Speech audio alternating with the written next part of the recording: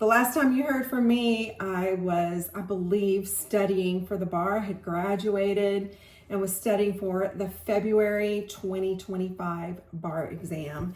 And I just thought today I would bring you a little update.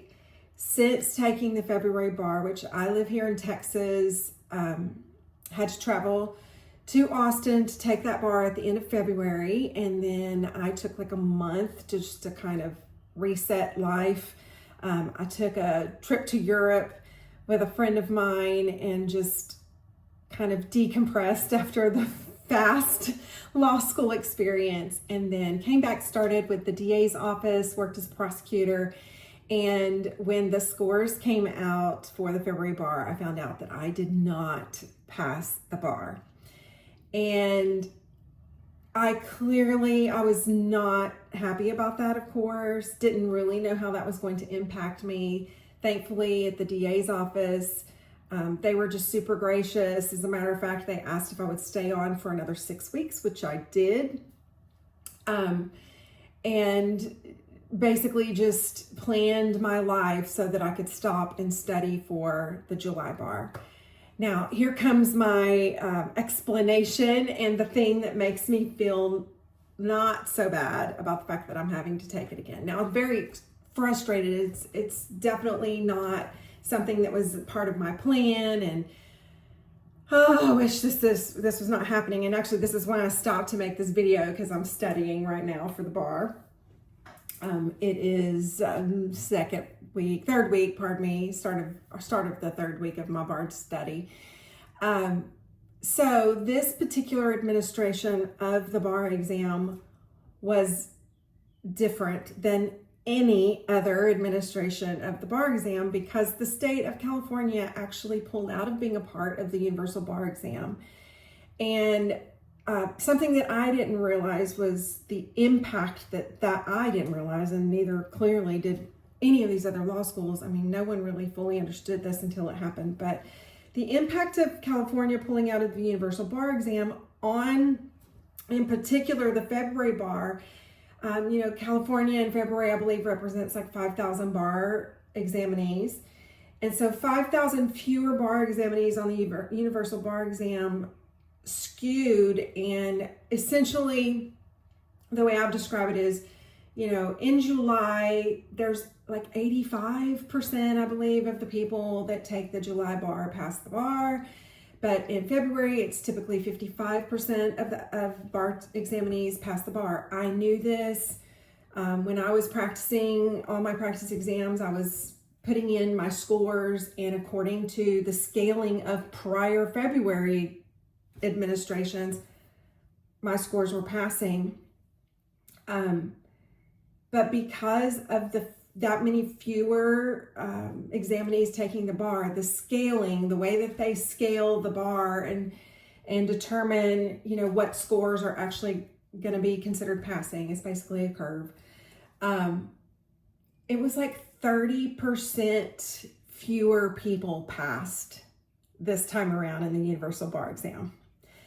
So, and I was one of those. If we took my scores, the scores that I was given on my MPTs, the scores I received on my MEEs, which were the essays, and then the score I received on my MBE, and plugged all the scores into the prior administrations, and I passed on every prior administration, but did not pass in this past February. So that's the good news. The good news is, if I literally did the exact same thing again this coming July, I'll pass.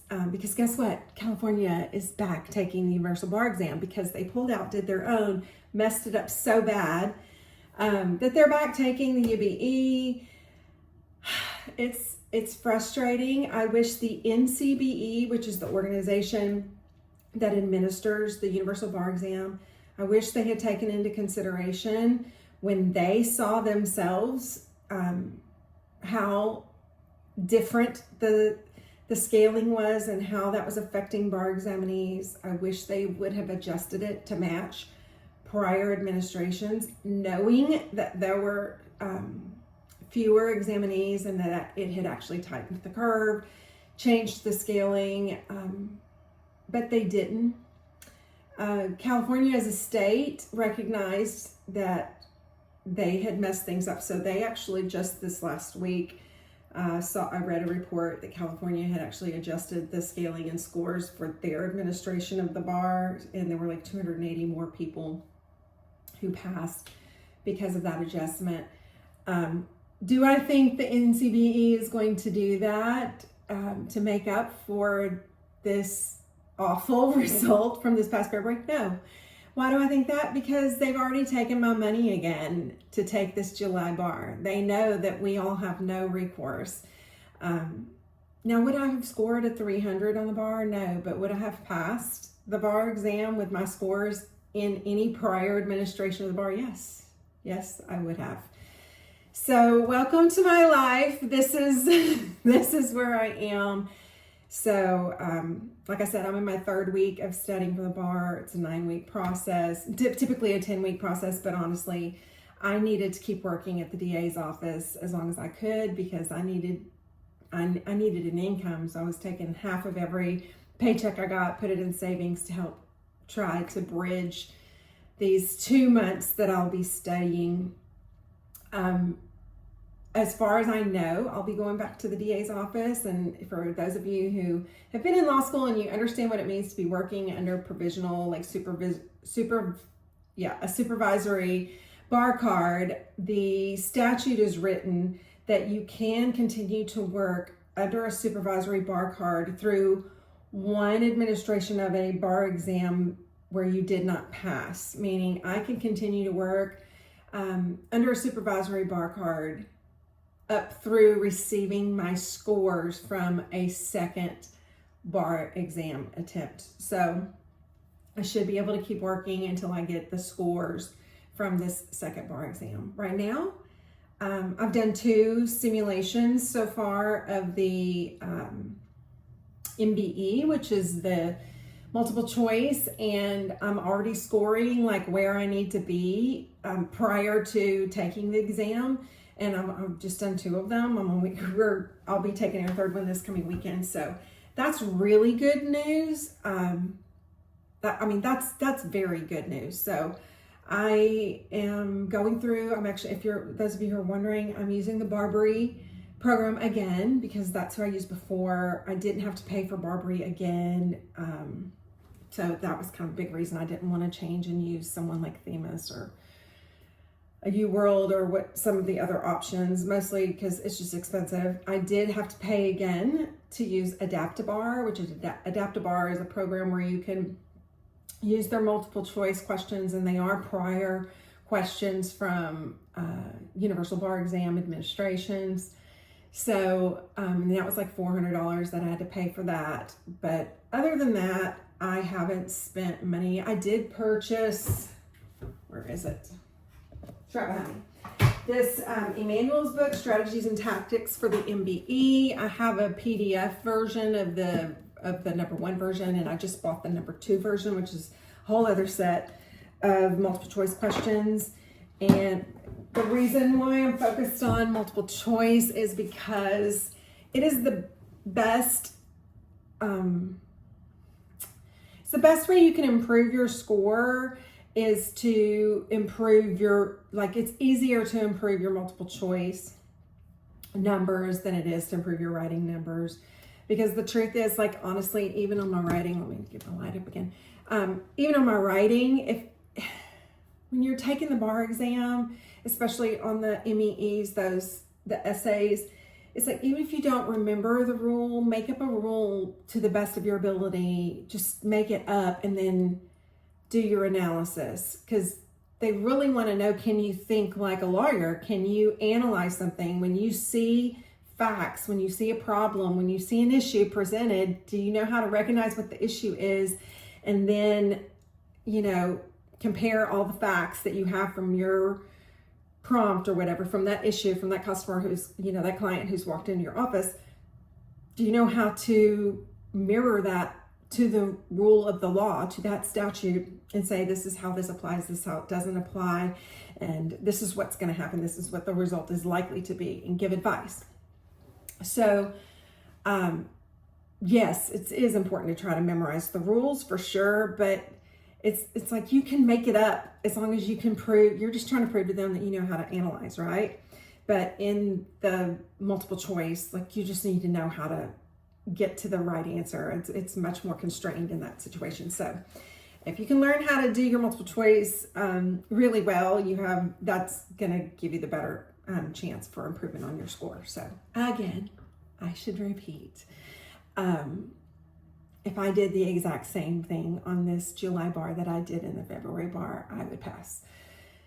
So while yes, I would like to have a better score, knowing that if I do the exact same thing again, I will pass, has helped me a little bit, at least in dealing with the fact that I'm having to study for this again. And yes, I am truly having to take all this time to study again, because the way I describe it is studying for the bar is like building the Jenga thing. It's like you're building one on top of the other, and the goal is to peak with your knowledge at the time of the bar exam. So I'm starting right now, refreshing, renewing my knowledge on all of these subjects.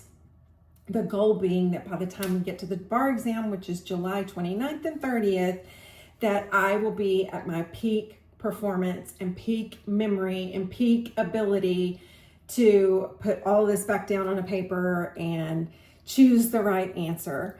So that's what I'm doing right now. But anyway, other than that, y'all, I love my job at the DA's office. I've thoroughly enjoyed everything about it. I'm looking forward to going back once I take this bar exam and, the Lord willing, pass the bar exam and don't have to take it a third time. And you know what? Here's the thing you need to know, especially those of you who are considering going to law school, and maybe you're following other people who are stressing you out because they are telling you how difficult law school is and the pressure and the this and that. You know what? It really is not going to kill you, and it really isn't the end of the world. If you have a subject in law school where you get a C in and you've been a B student and all of a sudden you don't do well in a class, it's okay. Because in the end, no one's asking you what your grades were in law school. And once you pass that bar exam, no one cares what your score was on the bar exam. The goal is to practice law. Your goal is to be an attorney. And you know what? I have that diploma. It's it's framed and laying in the floor over there, ready to go back to my office once I get past this. But you know what? It's not the end of the world. It's just, I'm going to have to do this again. And yes, it's more frustrating than disappointing, I would say. It would be really disappointing if I didn't understand the circumstances. And it would be really disappointing if I had worked as hard as I worked. And my scores were just really disappointing. My scores were obviously very close to passing for the state of Texas anyway. Anyway, I would just say, go for it. Go for it. As far as going to law school later in life, you can totally do this. And if you don't pass the first time, you do it again, because the goal is to practice law. And like I said just a few minutes ago, I'm thoroughly enjoying it. I have thoroughly enjoyed my job. I enjoyed going to court every day. I got guilty verdicts in my first trial, double guilty verdicts, because we got a conviction on a DWI, and then because they were guilty of the crime of driving while intoxicated, the person had a weapon in the vehicle, and so we got the conviction on the unlawful carry of a weapon as well. I have thoroughly enjoyed doing this job, communicating with law enforcement, working with the defense counsel, standing at the bench, chit-chatting with the judges, talking the law with people,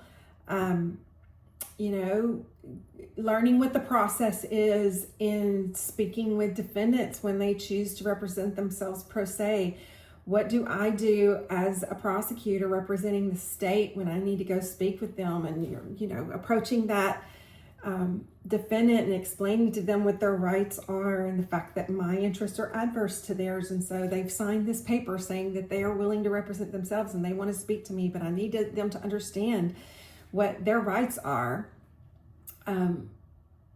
Anyway, I've just enjoyed every bit of, that's just a tiny bit of what I have done as a prosecutor, as my job as a prosecutor. I thoroughly enjoyed it. Look forward to going back.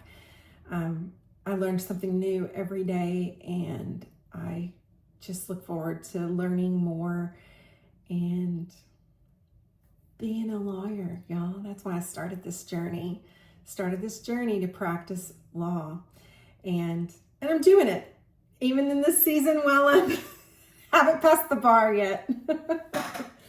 All right, that's it for now. I just wanted to give an update. Thank you to all of you who are still watching the videos that are old now for me, but I just wanted to pop in here because I thought my followers, you might find this as an interesting part of the journey. And I guess the last thing I would say is, don't be afraid. Don't let failure keep you from going for it. Don't let failure keep you in fear of going forward, because I'm still here, y'all. I'm still here. I'm going to do this thing again. I'm going to pass it. I don't care that the UBE can't get their act together. It's all going to be fine. And yeah, I'm still here, still alive and kicking. So thanks so much for following my journey. As always, if you have questions, just put them in the comments and I'll try to get back to you.